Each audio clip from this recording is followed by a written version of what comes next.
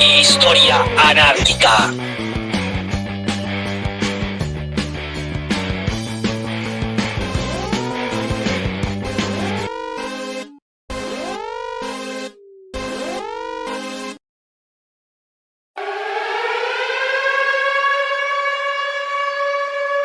Los poetas malditos.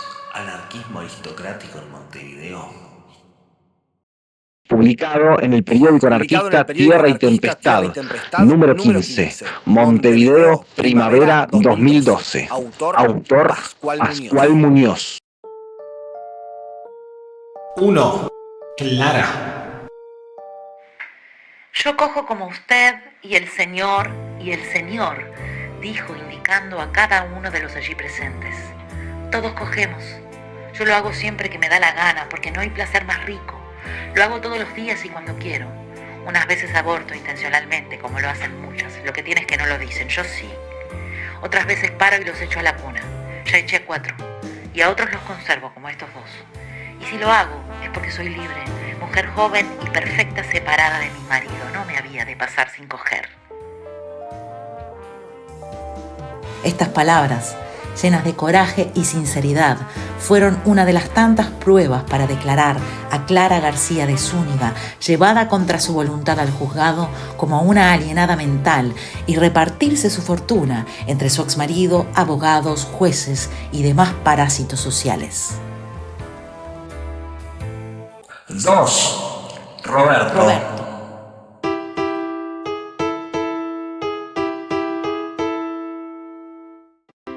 Uno de esos 2 era Roberto, quien se crió tras el rumor rastrero de su condición de hijo bastardo.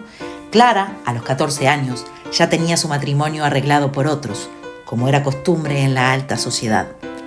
Roberto nació fruto de las pasiones ilegítimas entre Clara y Ernesto de las Carreras, de quien Roberto heredó una enorme fortuna.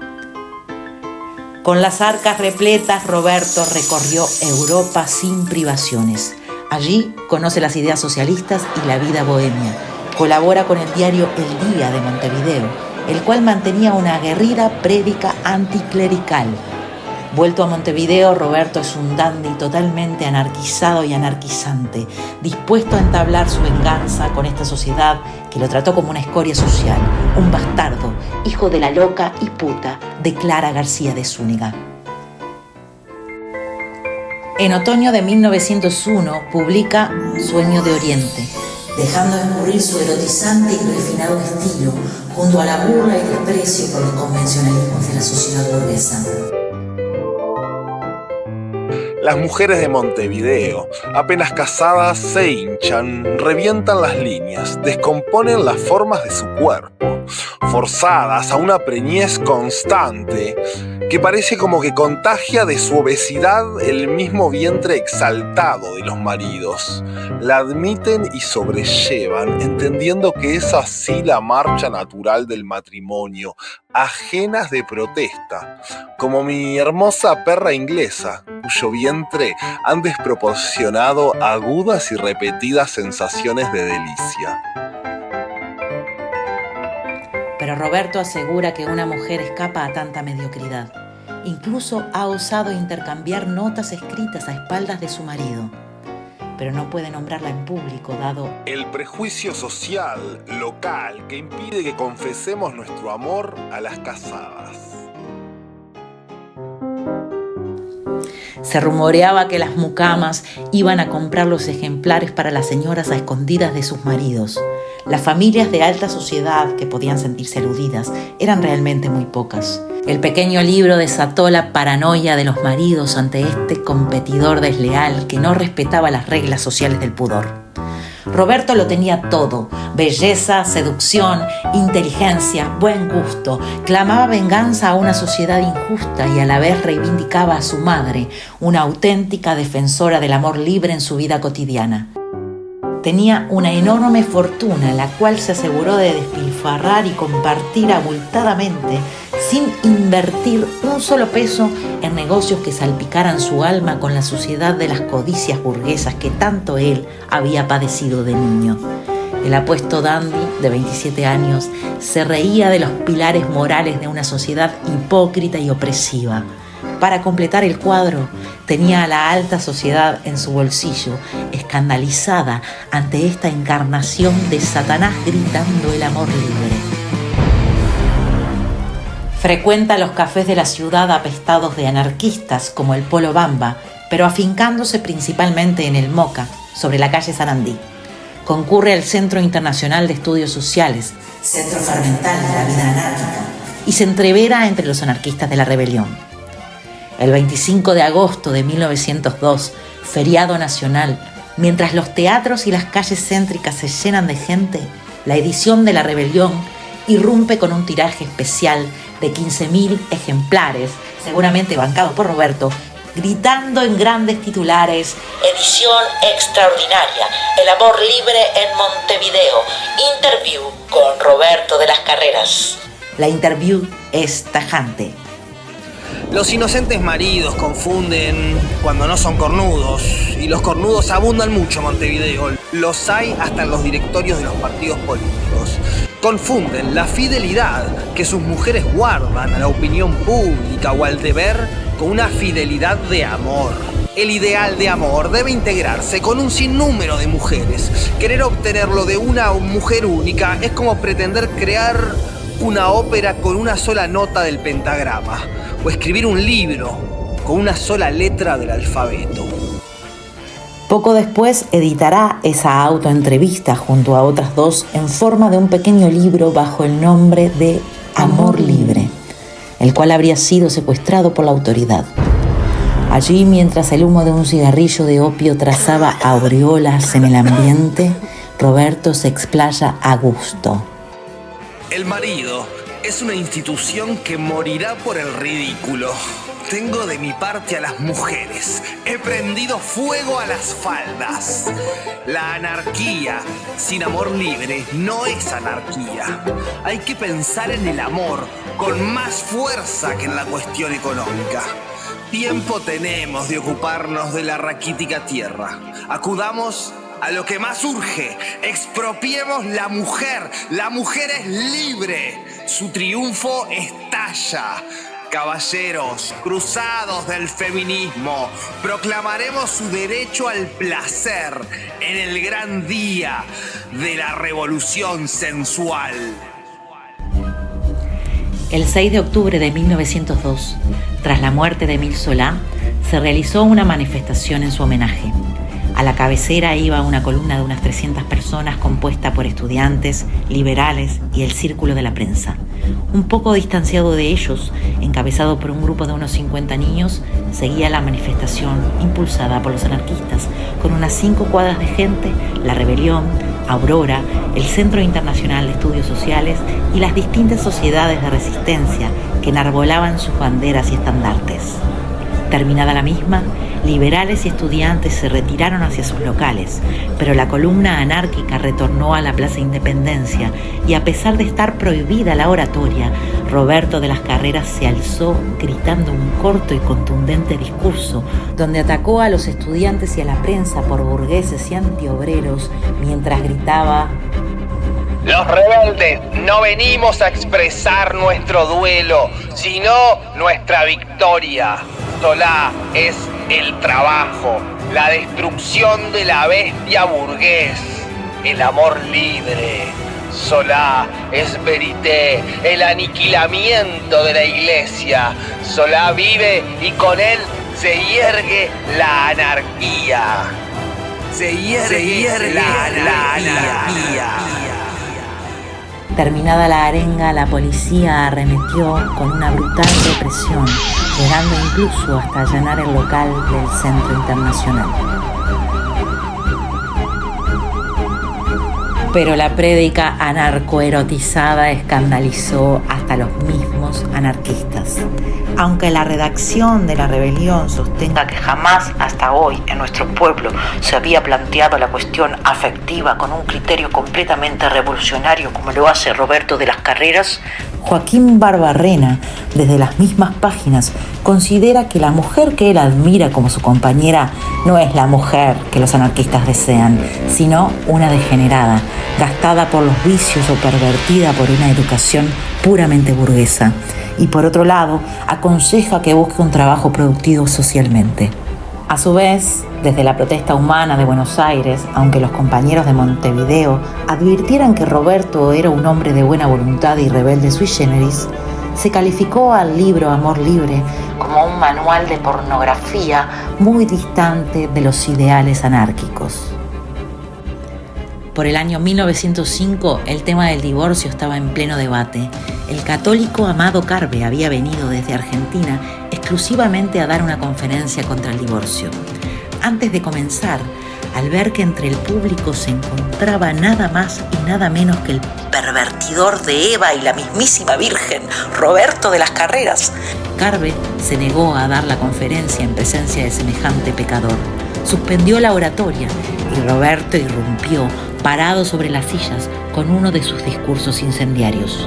La policía entró en acción y se armó una gran batalla campal con piñas y machetazos sin discreción, llevando varios días de calabozo para los tumultuosos. 3. Julio. La vida de Julio Herrera y Reisig se entrevera con la de Roberto. También proviene de las familias patricias que fundaron el Uruguay, y hasta incluso se rumorea que su tío, el presidente de la República, Julio Herrera y Oves, es en realidad su padre. Tras la edición de Sueño de Oriente, se hacen cómplices inseparables. Poeta de exquisito gusto, podrá escandalizar el ambiente sin necesidad de movimientos tan bruscos como los de Roberto. Despreciaban los valores sociales más profundos, se congregaban en sus antros, como el consistorio del Gay Saber de Horacio Quiroga, en Cerrito pasando Pérez Castellanos por el año 1901. Hacían música y poesía, se emborrachaban y se drogaban con todo lo que tenían a su alcance. Al año siguiente será en la Torre de los Panoramas, el sucio altillo donde vivía Julio, el lugar elegido para fumar opio, inyectarse morfina y declamar eternas y oscuras poesías. Desde su Torre de los Panoramas, Julio y Roberto desafiaban a duelo de esgrima a muerte a Armando Baseur y sus defensores, mientras preparaban la publicación de un libro que prometía hacer saltar por los aires los principios morales y políticos sobre los que se sostenía el Uruguay, pantano lúgubre de política trasnochada, de costumbres pastoriles. Si bien su tratado de la imbecilidad del país desliza ribetes de elitismo aristocrático, entre burlas e ironías, no vacilará al decir las cosas como son. Para nuestra buena gente, los disturbios de la sociedad, el malestar de los pueblos, la miseria de los operarios, las crisis económicas, son cosas que no tienen que ver unas con otras. Cuando más, las atribuyen a un mal gobierno y dicen por lo común, parará cuando suba fulano a la presidencia. Son incapaces de ver en el fondo de estos males el cáncer de la política, las barreras al trabajo, la tiranía de la burguesía, del capital, el enredijo de los sofismas, la opresión estúpida del Estado.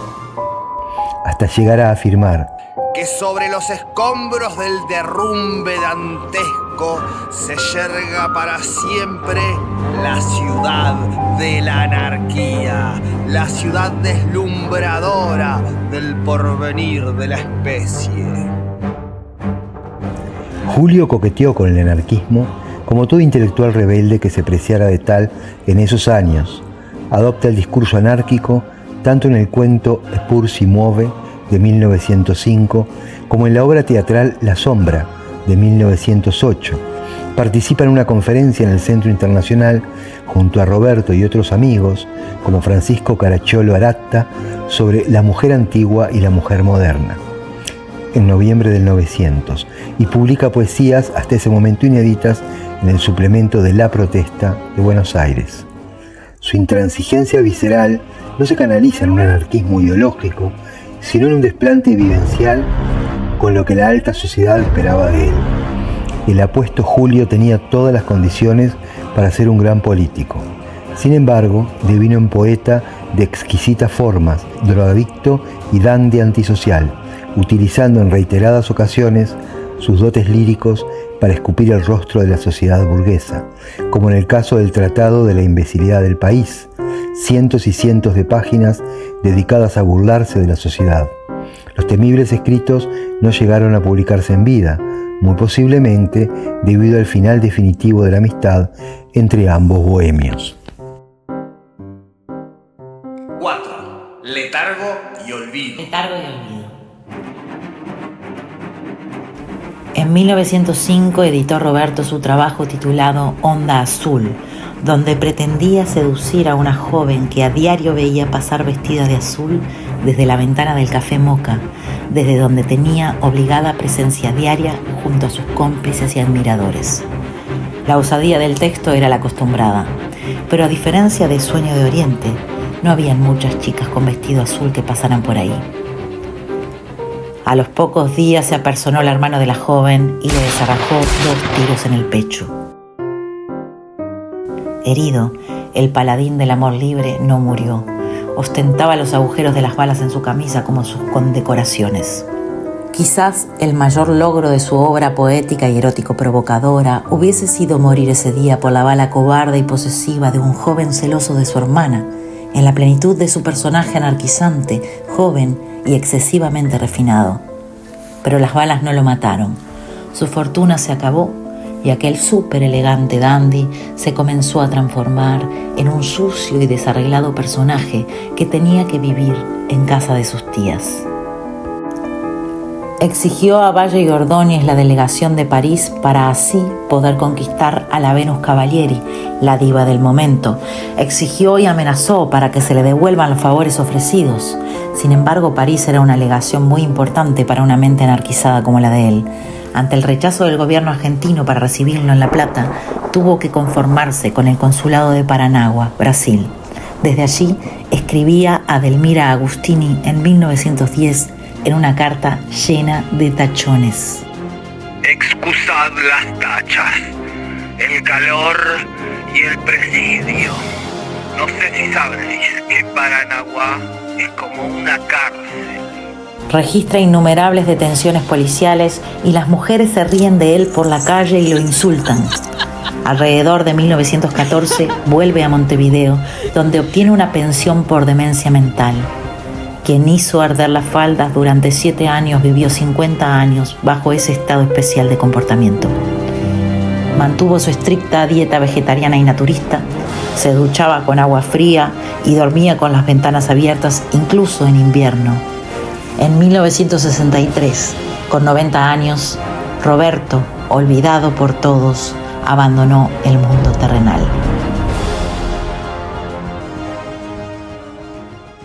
5. Atajo y reivindicación. Atajo y reivindicación. El camino de Julio fue más breve. Su debilidad física y su afección cardíaca terminaron con su vida a los 35 años en 1910. Su familia preparó un gran homenaje en el cementerio central junto al cuerpo del difunto. En el cortejo fúnebre se encontraban, entre otros, el expresidente Julio Rereyoves y el católico y patriota Juan Zorrilla de San Martín. Antes de que este último hablase, de entre un puñado de anarquistas, vestidos con sus sombreros, melenas y sacones negros, que habían pasado toda la noche en el café conspirando para este momento, Aurelio de Lebrón tira su sombrero al suelo y exclama: Anoche he ido a ver el cadáver de Julio Herrera y Reisig. La sociedad mezquina en la que vivió estaba allí, representada por sus cronistas, por sus políticos y por sus mercaderes. la gente en cuyo medio vivió como un desterrado, la gente que lo despreciaba por altivo y lo compadecía por iluso, la gente miserable que reía de la divina locura de su ensueño. He venido a lanzar una verdad que tengo en la conciencia. He venido a decir una verdad pura y sencilla, como fue el alma del que yace. La única venganza digna de su inmenso dolor y de su inmensa alma es que ahora les obligue a escuchar la verdad. Es que ahora los ponga frente a la verdad, la indiscreta, la impertinente verdad. Y la verdad es que vosotros, todos o casi todos los que rodean este cadáver, fueron sus enemigos. Por ustedes sufrió, por ustedes le fue amarga la vida. Este que aquí reposa, libre de las miserias de los hombres, fue siempre un paria entre ustedes.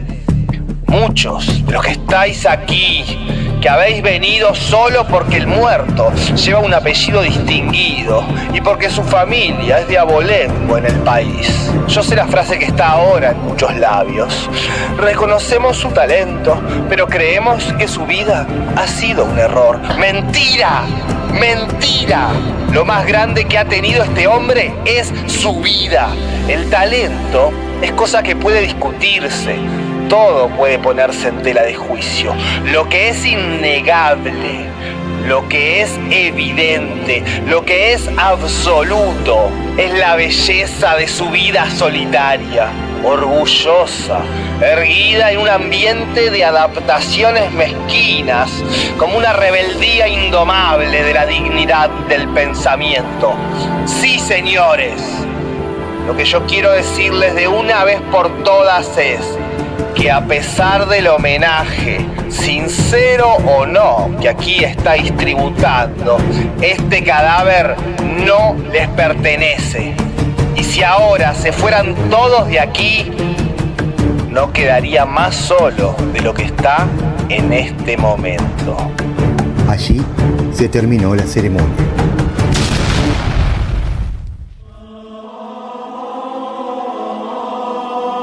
Yo, amante de nacimiento, hidrofobia de los maridos, duende de los hogares, enclaustador de las cónyuges, sonámbulo de Lisette, me sujeto a tu dictamen, oh Lucifer de la lujuria, hermano mío, por Byron, barca fiera del país, obsesión de pecado, autopsista de una raza de charrúa, disfrazados de europeos. Yo imploro tu absolución suprema, oh pontífice del libertinaje.